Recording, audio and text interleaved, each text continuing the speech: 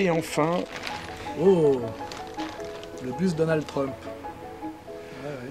Un peu rajeuni d'ailleurs. De profil, il est très reconnaissable. Ouais, de face aussi. Ouais, très bien, très bien. Mais j'ai déjà le Poutine dans ma cuisine. Je vais voir où mettre celui-là.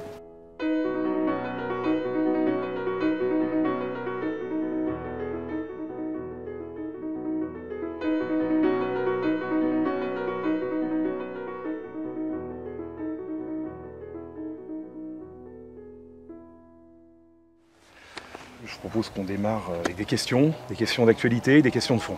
Ouais, c'était un peu le but de cette petite réunion. Alors vous avez déjà dit que le monde ressemblait de plus en plus à un couloir d'aéroport. Depuis que vous êtes en exil en Suisse, malgré tout, est-ce que vous pouvez évoquer les grandes différences dans le style de vie, dans l'environnement quotidien entre la France et la Suisse? Ouais, c'est toujours amusant de s'adonner à ce petit exercice.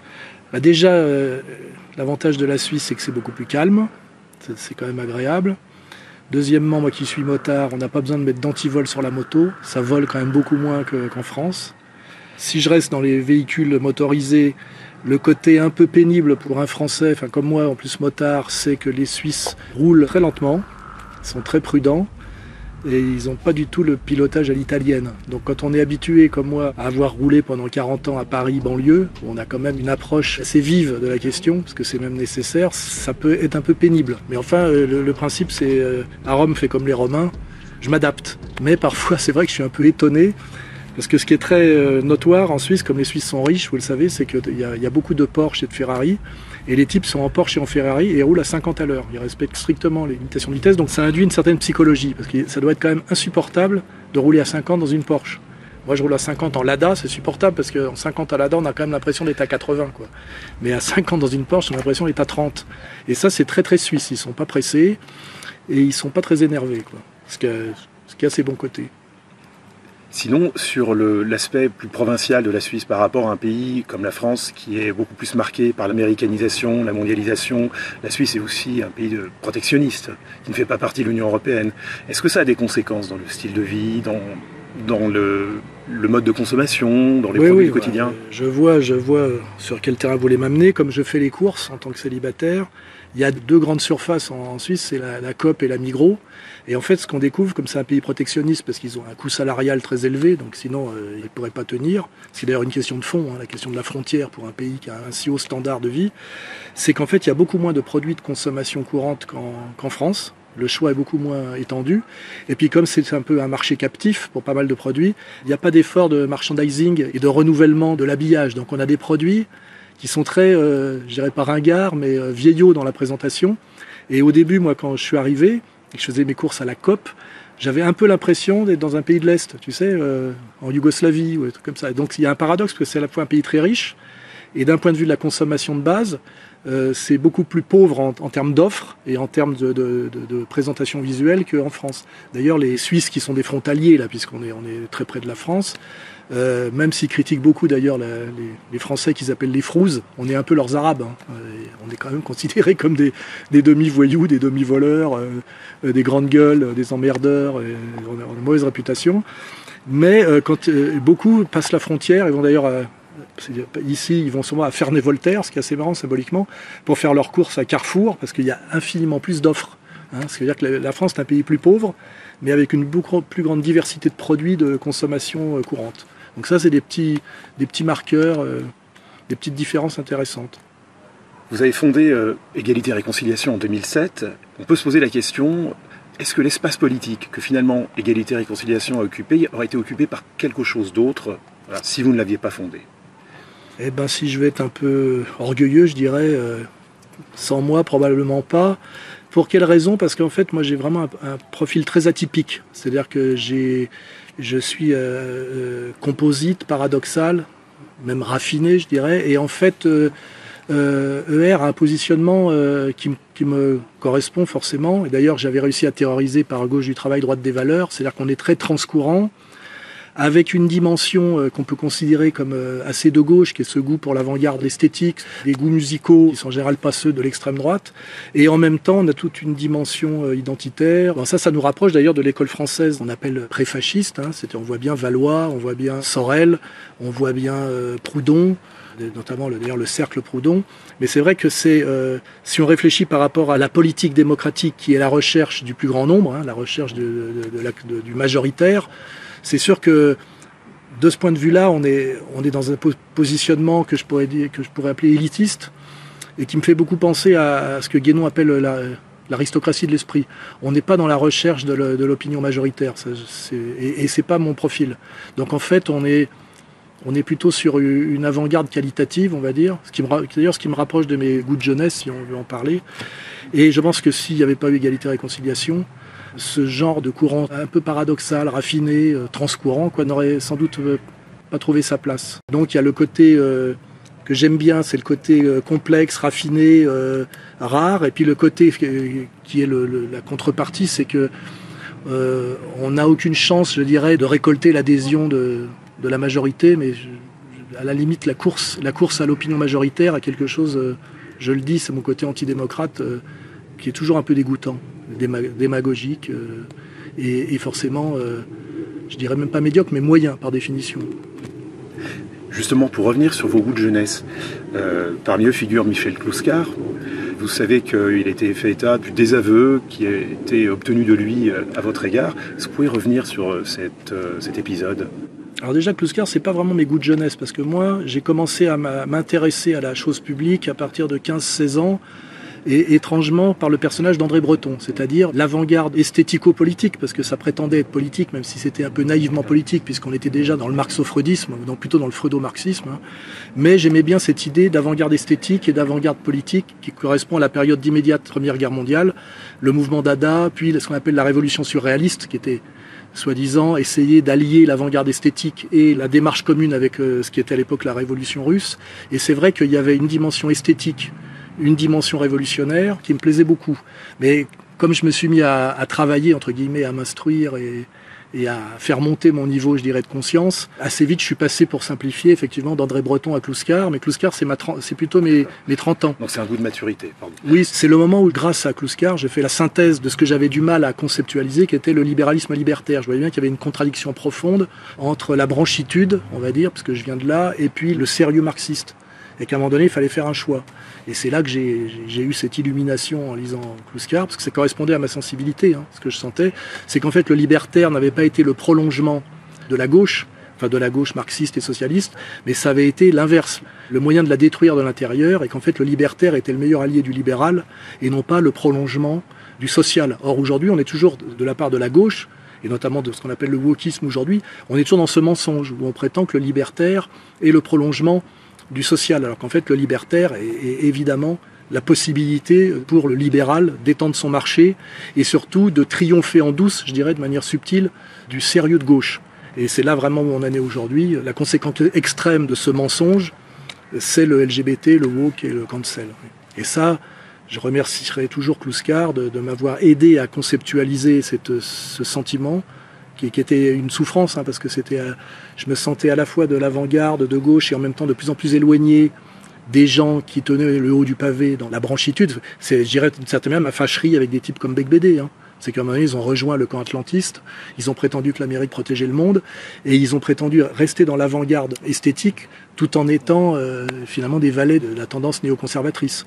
Et Clouscar m'a aidé à non seulement échapper à ce piège, que de toute façon je ne serais pas tombé dans la combine parce que ça puait, mais j'ai pu le conceptualiser et donc pouvoir répondre efficacement à ces gens qui en plus commençaient à me traiter de fasciste, parce qu'en plus c'est ça le truc. Vous essayez de rester fidèle à la question sociale, donc fidèle au peuple et tourné vers la souffrance du peuple. Et les gens qui ont trahi et qui jouent le jeu de la domination capitaliste et de l'hyperclasse vous traitent de fascistes et de racistes. Ça a été vraiment la dégueulasserie de la séquence 90 jusqu'à aujourd'hui. Moi, j'ai contribué à sortir Clouscar de l'anonymat, parce qu'en fait, c'était un grand penseur marxiste qui avait toujours été marginalisé par le PCF.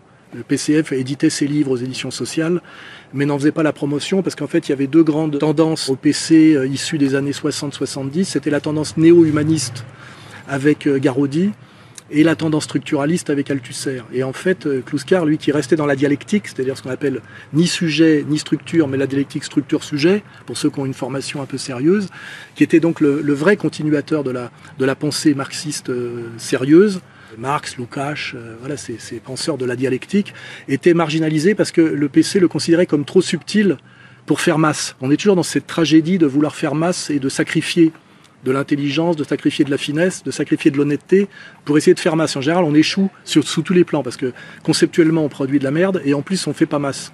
Et ça s'appelle d'ailleurs l'effondrement du PCF. Comment on passe de Georges Marchais à Marie-Georges Buffet. Et aujourd'hui, je ne sais même pas le nom des dirigeants du PC. Personne n'en a plus rien à foutre, ça n'existe plus. Et je crois que la dernière fois que j'ai vu l'humanité, c'était au fond de la caisse d'un chat, quoi. Voilà, parce que le format correspond. Et pour revenir sur Kluskar, effectivement, à un moment donné, j'ai été désavoué par Kluskar. Il y a deux raisons. Il y a d'abord parce qu'il était vieillissant et qu'il a eu un grave accident de voiture. Une des rares fois de sa vie où il a pris le taxi. Lui qui était stalinien ascétique, il a pris un taxi, il a eu un énorme accident. Et il ne s'est jamais remis de cet accident. Ça l'a énormément diminué. Et moi, comme je voulais le sortir de l'anonymat dans lequel il était un peu plongé, j'ai beaucoup contribué à le faire connaître. Je l'avais présenté à un jeune type qui s'appelait Émeric Monville, et qui déjà faisait une petite revue qui s'appelait L'Évadé, et puis après qui a monté une maison d'édition qui s'appelle... Les éditions Delga. Les éditions Delga, voilà. Et moi je l'ai présenté assez généreusement à Kluskar, et lui, au lieu de m'en remercier, a essayé de me séparer de Kluskar, parce qu'il voulait prendre le contrôle sur lui. Il avait un côté intrigant, je dirais c'est pas une belle âme, entre guillemets, et donc il s'est ingénié à monter Kluskar contre moi.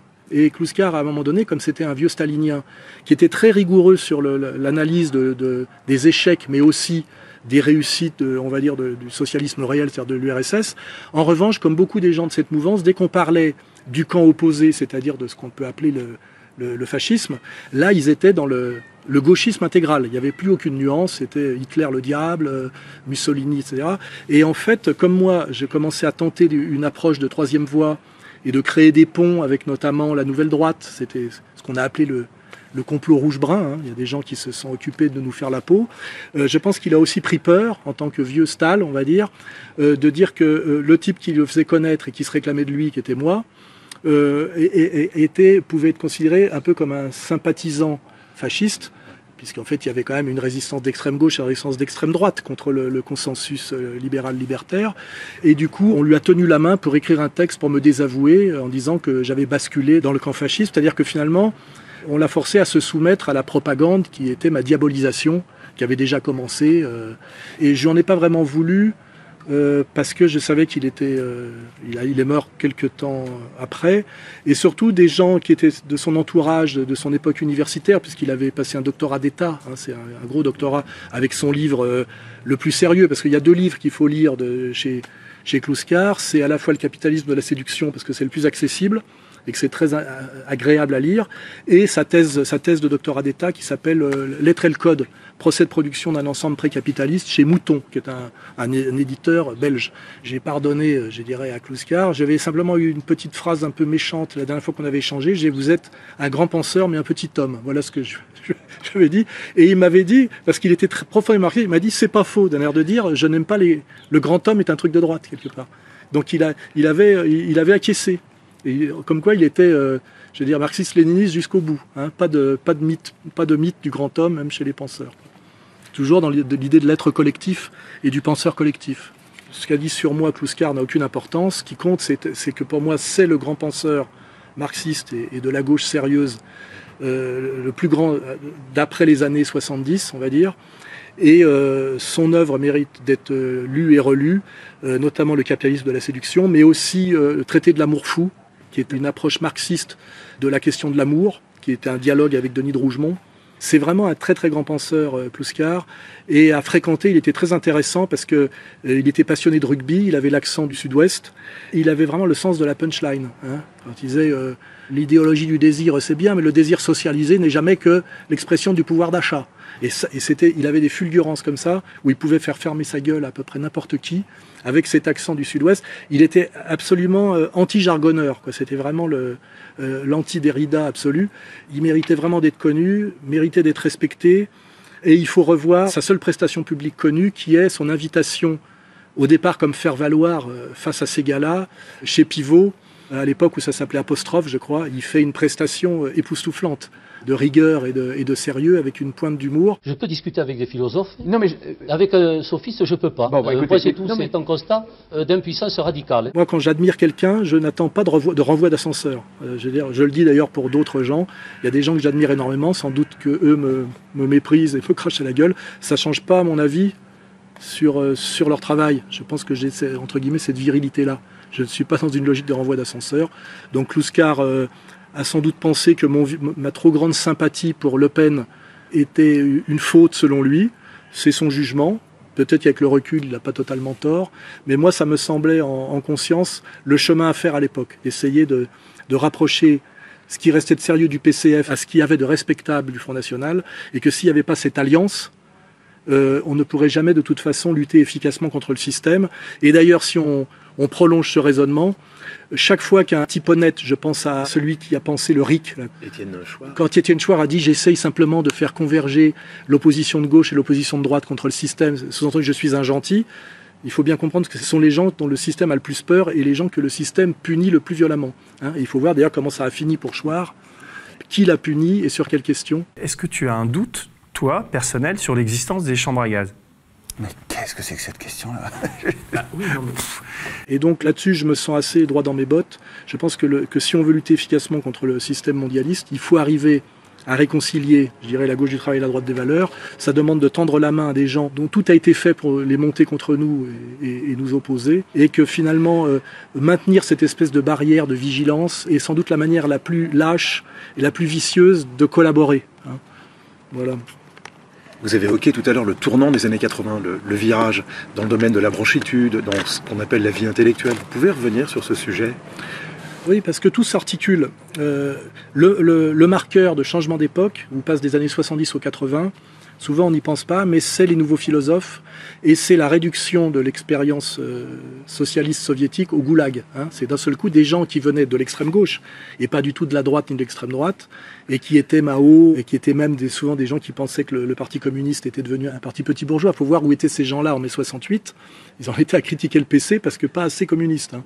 Et tout à coup, à la fin des années 70, ils découvrent le goulag et le goulag devient la monstruosité symétrique au camp de concentration, avec une petite nuance, hein, on sait, la Shoah. Et ils se mettent à dégueuler sur tout ce qu'ils avaient aimé, et surtout ça leur permet, on voit bien qui c'est, Bernard-Henri Lévy, Glucksmann, d'opérer un virage radical du soviétisme et de la révolution socialiste, avec cette idée sous-jacente d'arriver à une domination mondiale par la voie révolutionnaire de gauche, et puis d'un seul coup, comme ils voient que c'est foutu, puisque l'URSS est en train de s'effondrer, ils basculent pour le même but, hein, c'est-à-dire une unification du pouvoir mondial, du côté impérialiste américain, militaire, et ils se mettent à opérer un virage à 180 degrés et à devenir ce qu'on appelle des néocons, hein, néoconservateurs français. Et là, c'est clair, ils sont toujours là, d'ailleurs, ils font toujours le même boulot. Ça commence donc au niveau politique avec les nouveaux philosophes, et ça a des conséquences, puisqu'on passe en même temps de la manif au nightclubbing, et on passe du mépris de gauche de ce qu'on appelle la réclame, c'est-à-dire de ce qui favorise la consommation, donc de l'avoir contre l'être, hein, si on veut prendre des catégories assez classiques, avec le travail de notamment ces gars-là, de la publicité comme 8e art, où tout à coup on met beaucoup d'argent et on va chercher du talent pour effectivement basculer d'une critique de gauche de la consommation à une apologie par l'esthétique de la consommation, et ça passe par la montée au pinacle de la publicité, et c'est le rôle de Jacques Ségala. Et puis ça d'ailleurs à cette époque-là des publicités assez belles, assez spectaculaires, avec beaucoup de budget. On pense à Châtillaise, Gould, Mondino, etc., etc. Et moi j'ai vécu cette époque-là et j'en ai même un peu bénéficié. Comme j'avais écrit les mouvements de mode expliqués aux parents, j'étais considéré comme le pape de la branchitude et qu'il fallait que je mange. À l'époque, on me donnait beaucoup d'argent pour faire de la tendance. C'est-à-dire qu'est-ce qui va se vendre demain en réalité. Je suis d'autre part professeur d'histoire et analyse de la mode contemporaine à l'école S-Mode. Et je viens de monter à Paris un cabinet de conseil en intelligence sociale, spécialisé dans le look, l'image de marque, le marketing politique, et toutes ces sortes de choses. Et j'ai joué ce jeu-là un peu, j'ai pris un peu d'argent, et puis très vite, pareil, ça m'a dégoûté, parce que j'ai vu que c'était quand même aller tapiner pour le grand capital. Hein. Et à l'époque, il y avait le centre de communication avancée de Bernard Cattela, qui était le pape du positionnement stratégique. Il y avait le planning stratégie, il y avait des stratégoplaneurs, des espèces d'intitulés comme ça, de type qui venaient de la sociologie assez marxiste au départ, et qui se mettaient au service, effectivement, de la publicité. Et tout ça, c'est les années 80. Aujourd'hui, on est encore passé à autre chose. J'ai été dans ce bain, j'ai été un peu approché, j'ai un peu pris de pognon dans ce monde-là, et puis à chaque fois, effectivement, j'ai senti que ça puait, et puis j'ai bougé. Mais si j'étais resté, aujourd'hui, je ferais partie de la bande Ariel Wiesman, Bec BD, qui eux, effectivement, sont passés à la caisse en faisant semblant de pas voir le mensonge et les contradictions. Soit ils les ont pas vus, c'est-à-dire que c'est pas très fin, soit ils ont fait comme s'ils les voyaient pas, parce qu'effectivement, il y avait un intérêt matériel à ne pas voir. C'est toujours pareil, il y a un prix. Il y a toujours un prix à payer. Alors aujourd'hui, le monde a les yeux braqués sur le conflit entre l'Occident collectif et la Russie en Ukraine. Est-ce qu'on ne peut pas dire qu'il y a 30 ans, on a vu la répétition générale de ce grand jeu dans le conflit... Le conflit yougoslave, voilà. Évidemment. Oui, le conflit yougoslave, c'est 90. Hein. Et c'est pareil, alors il y a eu 80, les nouveaux philosophes, la liquidation, jeter le bébé du marxisme avec l'eau du bain de l'échec du socialisme réel soviétique, hein, ça a arrangé plein de monde. Et on voit bien que c'est allé crescendo dans la dégueulasserie, parce qu'en fait, toute cette dégueulasserie, moi, j'incrimine pas la droite. La droite, on va dire, libérale de type Raymond Aron, elle est restée toujours sur ses positions, assez claires. Moi, ça m'a jamais intéressé. Mais c'est pas eux qui ont fait le sale boulot. Le sale boulot est venu systématiquement de la gauche et de la trahison de gauche. Et la première étape, effectivement, c'est les nouveaux philosophes. Marx égale Goulag, hein. En plus en disant que c'est intrinsèque, hein, c'est-à-dire que Marx ne peut amener qu'au goulag, hein. Donc libéral. Et puis après, c'est sur la question yougoslave où on a, ça accompagne l'effondrement. Alors, faut comprendre toujours, hein, faut faire de l'histoire et de l'économie. Il y a l'effondrement de l'URSS, c'est-à-dire Gorbatchev fait une tournée de liquidation de l'Empire soviétique, avec beaucoup de naïveté d'ailleurs et de générosité, hein, parce que je rappelle que c'est les élites communistes russes qui ont décidé de mettre fin à l'expérience soviétique. Il n'y a pas eu une prise de pouvoir de l'opposition. Et puis Elstine, c'est jamais qu'un cadre communiste qui enlève l'étoile rouge et qui met une casquette Coca-Cola pour rester en place. Hein. C'est comme ça que ça s'est passé. C'est pas l'opposition anticommuniste qui a pris le pouvoir. C'est les élites communistes qui ont dit foutu pour foutu, on arrête l'expérience et on passe. Alors Gorbatchev, lui, il a assumé, il passe pour le perdant de l'histoire, ce qu'il est d'ailleurs. Hein. Et puis les autres, ils ont changé de casquette. Mais les conséquences de ça, c'est que la Yougoslavie n'était pas dans le pacte de Varsovie. C'était en fait, le titisme était un peu l'équivalent de ce qu'était De Gaulle dans l'atlantisme. C'est-à-dire, De Gaulle, c'était l'emmerdeur du camp atlantiste, et Tito, c'était l'emmerdeur du camp, on va dire, socialiste. Et pour être l'emmerdeur du camp socialiste, il était son déficit était entièrement financé par les banques occidentales. Et quand il y a eu la liquidation de l'URSS, les banques occidentales n'ont plus vu l'intérêt de maintenir la Yougoslavie en place. Et là, on a deux entités qui se sont jetées sur la Yougoslavie, c'est les Américains et les Allemands, qui ont voulu se partager le gâteau, et qui donc, c'est les Américains qui ont commencé. Alors si on veut bien suivre ce dossier-là, parce que c'est des séquences historiques, il faut lire de Michel Colomb, avec qui je suis en froid, mais je vous dis, il a quand même fait un bon travail sur des tas de sujets. Il avait sorti un bouquin à l'époque sur la sociologie profonde de la disparition de Yougoslavie qui s'appelle Poker Menteur, dans une maison d'édition qui était la sienne à l'époque, qui s'appelle EPO. Ça aurait peut-être le coup de le rééditer. On voit bien que les Américains ont dit on vous renouvelle le crédit et on annule la dette à condition que vous fassiez une sécession unilatérale de la Fédération de Yougoslavie. Et ça, c'était la Slovénie, je crois, et la Croatie. Et c'est comme ça que ça a éclaté. Et à un moment donné, les Serbes qui voulaient maintenir l'unité, parce qu'en fait, l'unité yougoslave, qui est une fédération, fonctionnait parce que Tito était un Croate qui s'appuyait sur une majorité serbe. Donc c'était ce tandem des deux grands peuples des Balkans. C'était une espèce d'alliance serbo-croate incarné par Tito. Faut être précis. Les Serbes ont essayé de maintenir la fédération yougoslave parce qu'ils voyaient bien que l'éclatement de la Yougoslavie n'amènerait pas à, comment dirais-je, un sursaut de liberté de ces entités, mais à une disparition. Aujourd'hui, la Croatie a totalement disparu de la planète politique et diplomatique. Et moi, j'ai connu des gens qui ont combattu pour la disparition de la Yougoslavie, parce que pour eux, c'était quand même un pouvoir serbe, et qui aujourd'hui admettent, hein, depuis déjà 10 ans, que la Croatie a tout perdu par la disparition de la Yougoslavie. Et donc, Milosevic, pour défendre l'unité yougoslave, est tombé dans un piège qu'on lui a tendu, qui s'appelle la Grande Serbie, qui a été immédiatement identifiée, et c'est la répétition de ce qui arrive aujourd'hui avec Poutine, c'est-à-dire qu'on veut détruire leur monde, ils résistent, on les pousse vers une radicalité, et d'un seul coup, les Serbes, derrière Milosevic, avec leur tentative de prolonger la Yougoslavie par la Grande Serbie, se font traiter de nouveaux nazis. Et qui fait le boulot, comme par hasard, médecin du monde, qui est une dissidence de Médecins sans frontières, parce que le mec de Médecins sans frontières restait à peu près respectable, on l'a un peu oublié. Ronny Broman. Oui, c'est Broman, qui était plutôt un type respectable. Et là, on a la figure de Kouchner, avec Médecins du Monde, qui sortent des affiches modélisées, camp de concentration, les Serbes nouveaux nazis, alors que je rappelle qu'historiquement, c'est les seuls qui se sont libérés militairement du nazisme. Et là, on voit, c'est marrant, nos nouveaux intellectuels qui se mettent en place, issus du mouvement néoconservateur français et de la trahison de leur jeunesse de gauche, choisissent chacun un camp. Finkielkraut se retrouve pro-croate, Bernard-Henri Lévy pro-bosniaque, et, comment elle s'appelle, étonnamment, Elisabeth Lévy, pro-serbe, pour des raisons que je connais, puisque j'ai connu un officier qui assurait ma sécurité quand j'étais au Kosovo avec Xavier Moreau, que je connais donc depuis cette époque-là, était l'amant d'Elisabeth Lévy. Donc elle était pro-serbe par la cuisse. Souvent les femmes d'ailleurs ont une approche politique assez physique. Mais c'était marrant parce que tout ça, ça obligeait à choisir son camp et donc à accélérer en fait l'éclatement de la Yougoslavie. Et on voit à chaque fois les mêmes acteurs placés pour continuer ce travail de destruction, toujours au service in fine de l'impérialisme américain, quand on voit. Et à la marge, effectivement, du 4e Reich allemand, c'est-à-dire les Américains et les Allemands ont fait leurs courses et ont bénéficié de l'éclatement. Et nous, on a fait le sale boulot pour rien, alors que les Serbes étaient nos alliés historiques. On a validé le bombardement pendant 70 jours de la Serbie et de Belgrade. Tout ça est balayé par la courte mémoire du pouvoir.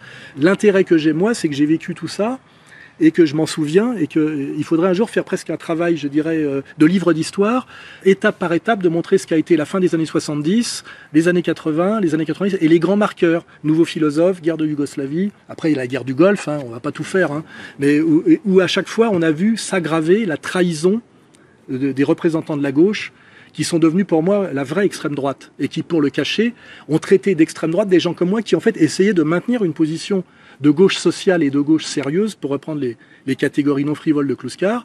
Et on a en fait ce qu'on appelle une inversion de sens totale et ce qui amène aujourd'hui à ce qu'on appelle l'empire du mensonge.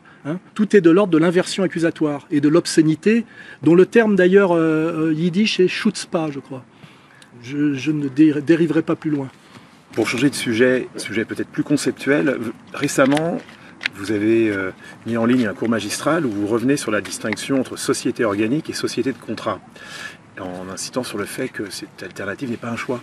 Ça n'a peut-être pas toujours été compris, le fait qu'il ne s'agisse pas d'un choix. Je regarde les commentaires sur le site. Alors évidemment, les gens qui écrivent des commentaires, souvent, il y a une psychologie du commentaire, c'est qu'ils veulent briller un peu dans un texte pas travaillé et très court, où ils font un peu les malins. Par rapport à un travail, quand même, un travail sérieux et construit, en général, c'est assez apodictique, tu sais, c'est... voilà, ils ont la vérité, eux, et puis c'est en 2 phrases. Et malheureusement, j'ai lu les commentaires, et je constate tristement que même si le niveau des commentaires sur le site Égalité et Conscience est bien supérieur aux commentaires qu'on trouve partout ailleurs, les gens n'ont pas compris quel était mon propos. C'était de dire que le passage de la société organique à la société de contrat n'était pas un choix esthético-politique, c'était une conséquence de type hegelienne de ce qu'on appelle du passage de la quantité à la qualité. C'est-à-dire qu'à un moment donné, quand il y a un accroissement démographique d'un pays, une gestion de type organique devient strictement impossible et on passe fatalement à une gestion de type contrat. Et celui qui l'a théorisé, comme par hasard, c'est Jean-Jacques Rousseau, et comme par hasard, bien que ce soit un Genevois comme moi, il pense en France, à Paris, qui à l'époque est le pays le plus peuplé d'Europe, ce qu'on appelle la Chine de l'Europe, puisque on ignore tout du reste du monde d'une certaine manière, et c'est pas un hasard si celui qui a théorisé le contrat social, qui est quand même son maître livre avec de l'origine de l'inégalité parmi les hommes, qui montre qu'il est le premier penseur dialectique de l'histoire par rapport à Voltaire, qui à mon avis est très inférieur intellectuellement. On a donc un type qui est en France et qui est un penseur génial, qui est Jean-Jacques Rousseau, et qui est le penseur de la modernité de l'époque.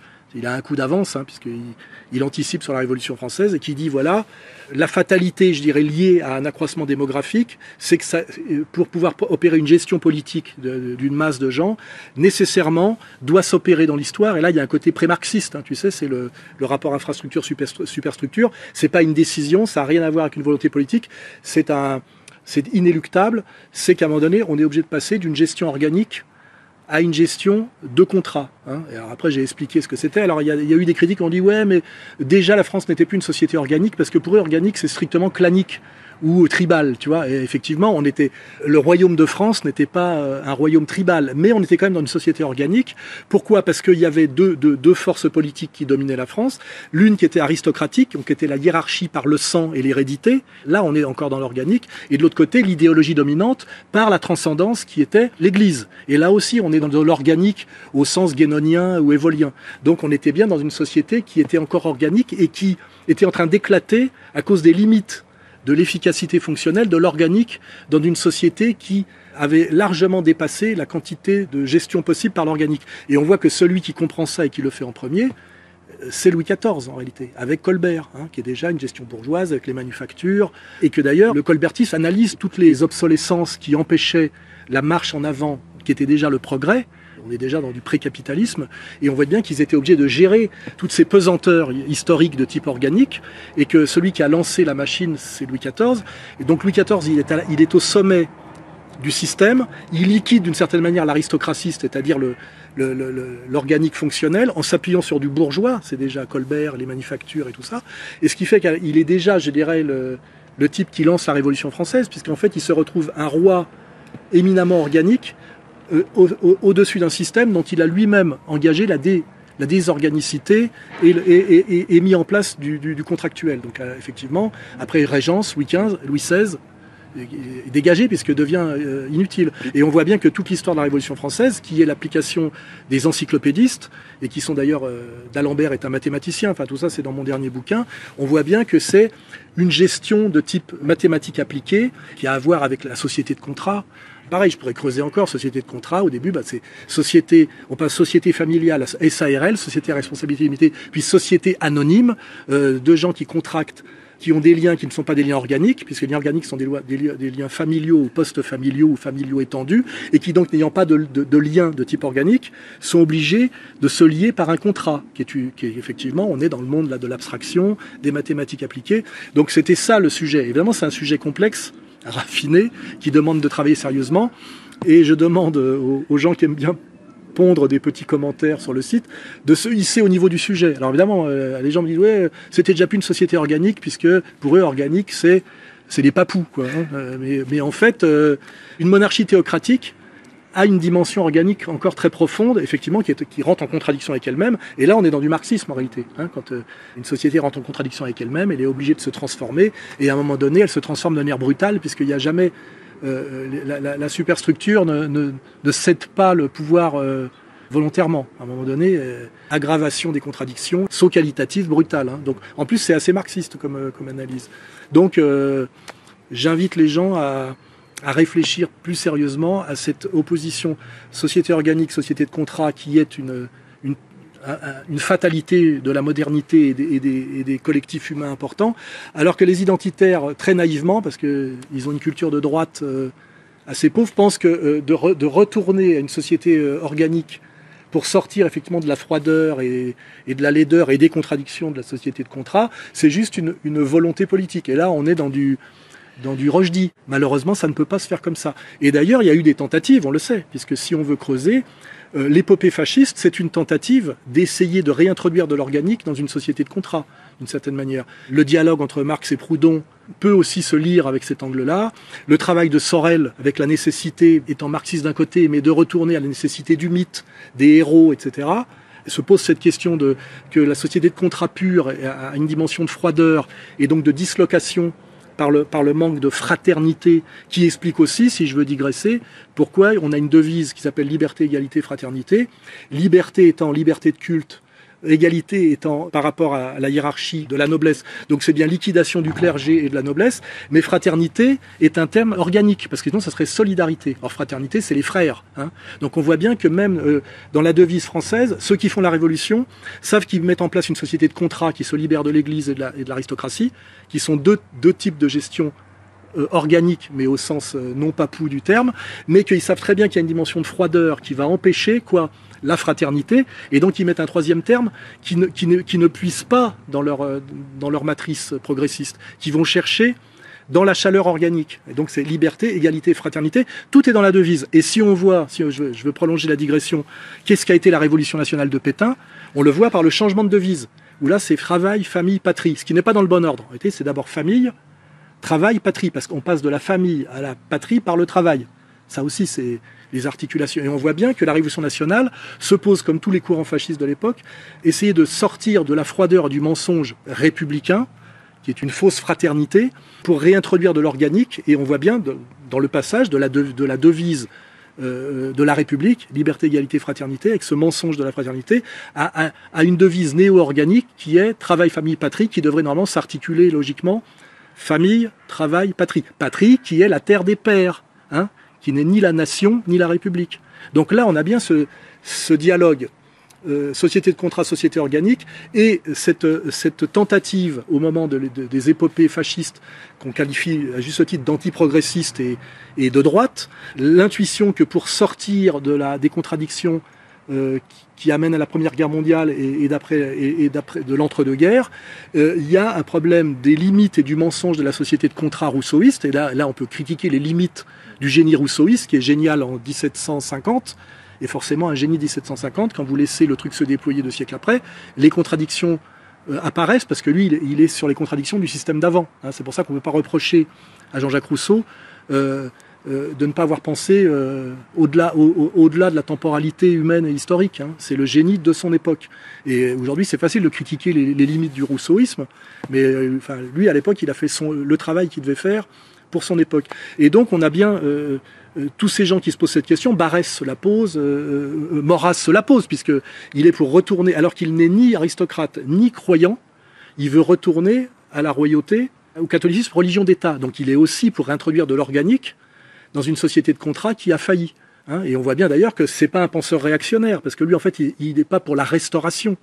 Il est pour dire qu'après, on va dire, je vais dire 2 siècles, c'est sans doute un peu moins, 2 siècles d'expérience républicaine, il analyse les contradictions du républicanisme, qui sont justement ses limites et les mensonges de la société de contrat, et dire qu'il faut réintroduire de l'organique en revenant au roi et à l'Église. Et c'est là qu'on comprend effectivement ce dialogue société de contrat, société organique, qui est d'une certaine manière toujours là, mais qui, contrairement à la pensée un peu pauvre des identitaires, qui est une sensibilité juste, hein, pense que c'est simplement, allez, on retourne à une société organique. Et on pourrait prolonger sur comment aussi revenir au catholicisme. Le catholicisme implique la grande propriété foncière et un pays majoritairement agricole. Dès lors que le pays bascule vers l'urbain, on va vers du protestantisme, même si on l'appelle pas comme ça. Et dès lors qu'on est passé du château à l'usine, le catholicisme n'est plus qu'une coquille de plus en plus vide et un mensonge. C'est l'œuvre de Bernanos de l'expliquer par la littérature. Je suis entré dans une vieille église dont j'ignore le nom.